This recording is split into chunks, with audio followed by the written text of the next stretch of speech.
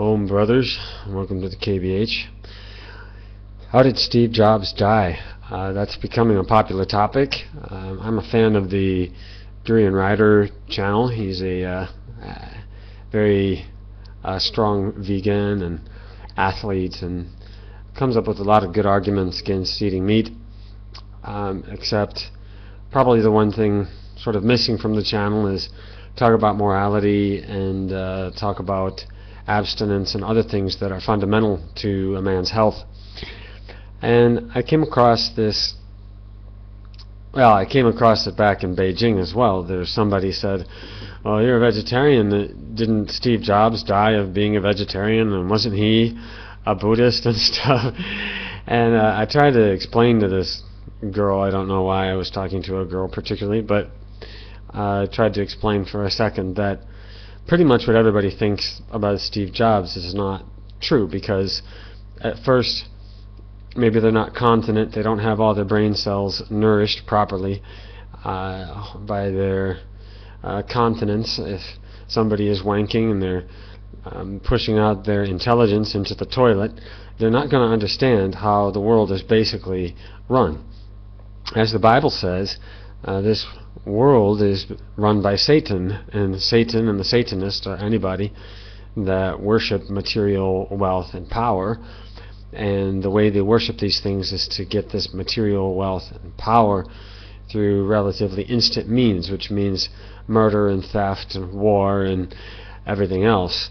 And the current groups doing that are Jews and Chinese, and they are the Satanists of our times. And when we're talking about Steve Jobs' era, if we're going back to, he was born in 1955, I guess. If we go back to that area, it's definitely more of a Jewish banker-controlled environment. And he should know, because his father is a Syrian Jew who was expelled from Syria for being a member of the mafia, Jewish mafia, a racially organized mafia in Syria, and they kicked him out. And just like Sergey Brin's family, they all went to America, and his father started his regular mafia activities in Las Vegas, and he started a chain of casinos which are used to blackmail politicians and rich people by encouraging them to not only gamble but also be attracted by prostitutes and drugs and things which are offered on the premises. And they typically have, black or dark ceilings where they hide cameras, and they keep this as blackmail material on all of their subjects. A successful casino or bar owner, very successful bar owner in recent times was Larry Silverstein, who took over the World Trade Center, which is public property, and blew it up for money and power and help out his friend Benjamin Netanyahu. In earlier times, Meyer Lansky, he made it to the top of the bottom by running bars and nudie bars and things like that, and then blackmailing his members, because you simply can't make it in the business, not even here in Nanjing in this area called 1912. You can't make it unless you start blackmailing people. I mean, do you think that these bar owners are making all their money and having all their power by selling beer? That doesn't quite add up.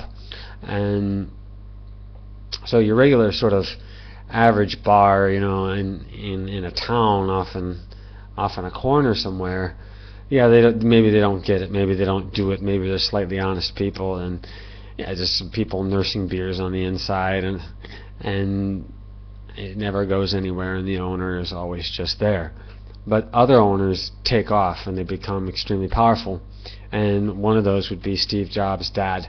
And he even turned this casino into a chain of casinos, and he spread his power. I also think that Steve Jobs' dad, being a member of this mafia, was particularly at odds with some other people. I think the deal with the mafia, of course, too, is they use a lot of violence, and when somebody comes into an area. They're very territorial. They want to just start, killing off people. I think what Steve Jobs' dad wanted to do is to have a son and have his son be quote-unquote successful. And the problem with that is that the rival mafias, the rival groups, would want to kill his son. So it's sort of like a kingdom or something like that.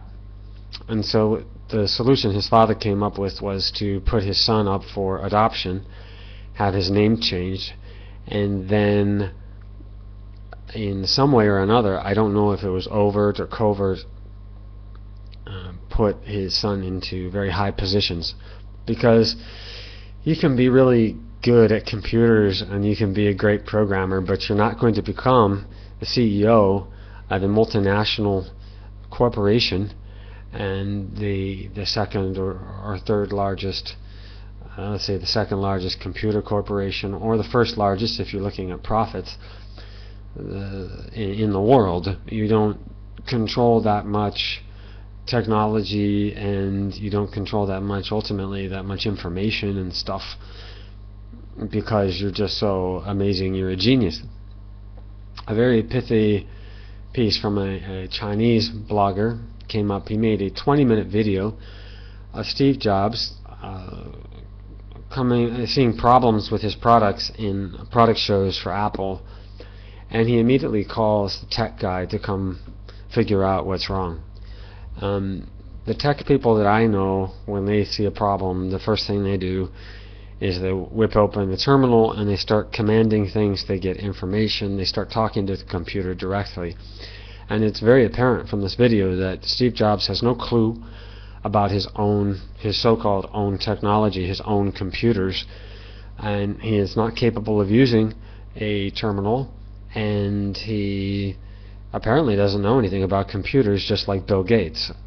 These might seem like controversial ideas to you, but I seriously encourage you to go look up these videos, like the blue screen videos for Microsoft, but even just the speeches from Bill Gates, who I think is a crypto special white person, and and Steve Jobs is also a crypto of sorts. He never came out and said he was never come out and said, well, I'm Jewish, I'm from a Jewish family, even though his sister is obviously in New York City there and doing her work. She's the one who I think broke the silence, and it was without her sort of blabbing, we would have never found out who Steve Jobs' dad was.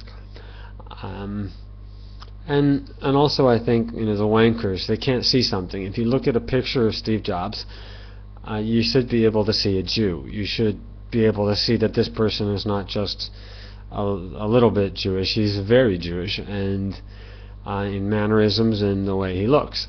And he looks like a big sort of evil lizard guy. And so now we have to get into why Steve Jobs died. I was just watching a video by McDougall, a doctor, who says Steve Jobs developed pancreatic cancer from using soldering irons and doing work with computers in his teens and 20s, and that at the latest date the pancreatic cancer started when he was 24, and that it spread to the rest of his body when he was 27, and that Steve Jobs was a lifetime vegetarian, even vegan, and that these were positive things that kept him alive since he was 24 years old, all the way until he was 56.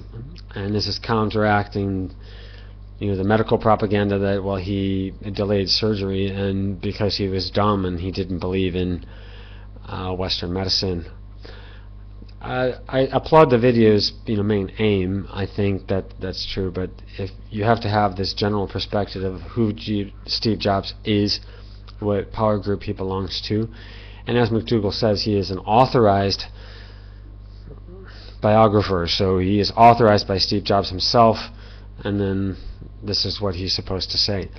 It is true, even the doctor says they do not have his medical records and they don't know what happened. So anyway, I developed this theory with about the catfish, and what we think happened to Steve Jobs is that he died of AIDS. We think that Steve Jobs was a raving homosexual, that he lived in San Francisco all of his life. Yes, he must have had sex with a woman to have his daughter, but I don't think this is general sexual orientation. That he hates family life. He didn't want to have a family life, and so he undertook the very boldly stupid and what can I say, it's just plain insane to deny your daughter is yours when they're going to take their DNA test and they're going to have proof very soon. He was still insisting, I think for something like 4 years, that she wasn't his daughter. This kind of a detail to me says to me, like I'm not a family man, but I'm also not, I don't have that type of quote-unquote orientation. So my orientation is that I think life is good. I think life is, if I had a secret daughter or a son that's out there, I would be very happy. I would go find him or her, give them a big hug, and whatever support they would need, I would start doing that, because not because I'm a family guy, but because I think I'm a normal human being who has morals and has a conscience. And this, if you have a conscience, I think you would love your own children. And I don't think these misandrists, we call the quote-unquote homosexuals, the misandrists are they're definitely not loving a family or society or their own health or all these other things. I think it's possible that Steve Jobs was having horrible health, and he was also at the same time a vegan or a vegetarian. Being a vegan or a vegetarian, it's not going to save you from the horrible effects of a death style such as misandry, and it's sad. I don't think anybody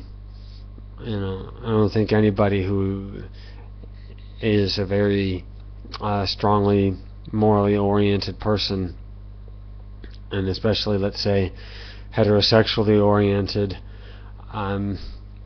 family loving and pro-life and all these other things could really get by in San Francisco very well. I mean, maybe I'm wrong. I've only been there once, but I think it's and he's not just there, but he's part of that elite crowd, what they call cultural elites, which are almost always homosexuals and drug users and all these other things. So, if people want to tell me Steve Jobs is a computer genius, you'll have to show me the proof. I mean, do we have any video footage of Steve Jobs programming something or opening up a terminal or doing things? Seems like a ridiculous request, but I have IT friends, and they could easily have produced such a video. They could easily do such a thing if that's what you're doing with your life, if that's what you're about.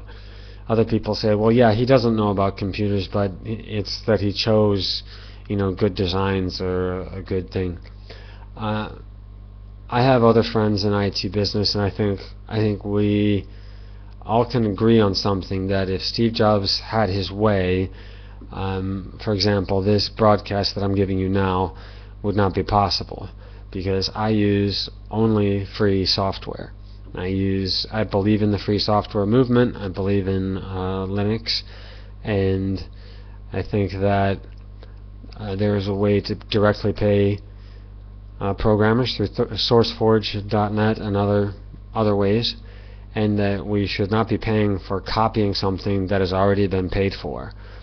And Microsoft and Apple does not treat its programmers very well. They don't necessarily pay them all that well, and it's only serving to benefit a class of people that are not working, and then they don't deserve the benefits of what these programmers are doing.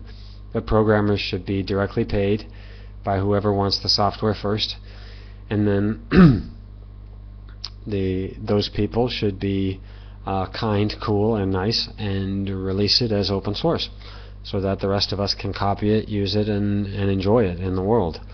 I've been involved in some open source projects. I'm not a programmer myself, but I'm a bug tester, and I'm also a translator, and I've translated a couple programs. I've done these things, and I think a little volunteer work like that is easy and fun, and no skin off of my back, and it's good for the community in the sense that this program that I translated, for example, is used by just millions and millions of people around the world.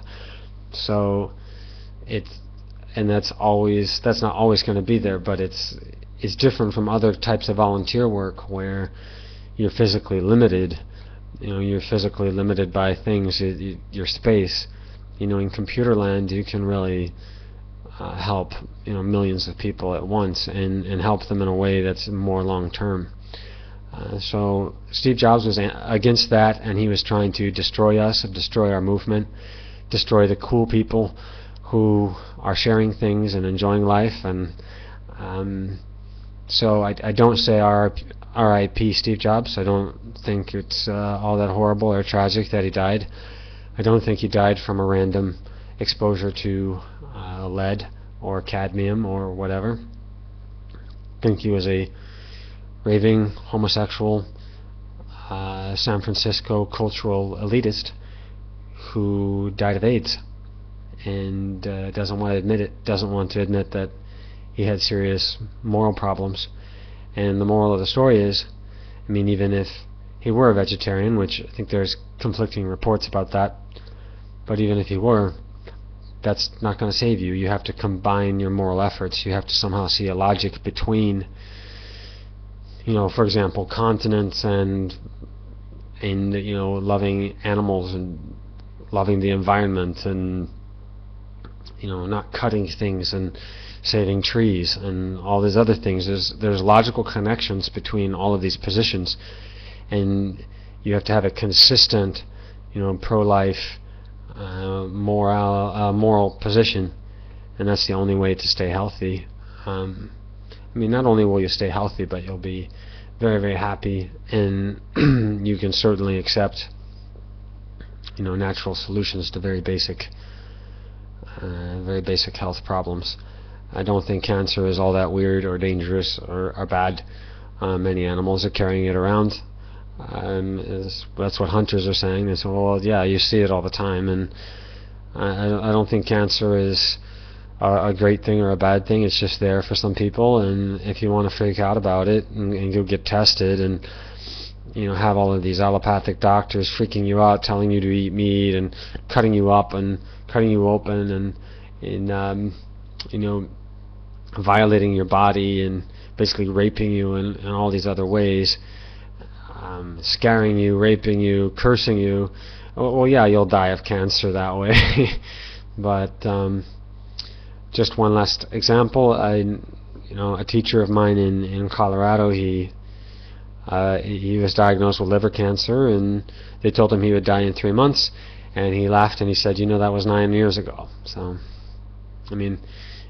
that's not the issue. I don't know why everybody's freaking out about cancer either. I probably don't have it, but if I did, or if I could feel a lump somewhere or something, the very last thing I'd do is go to these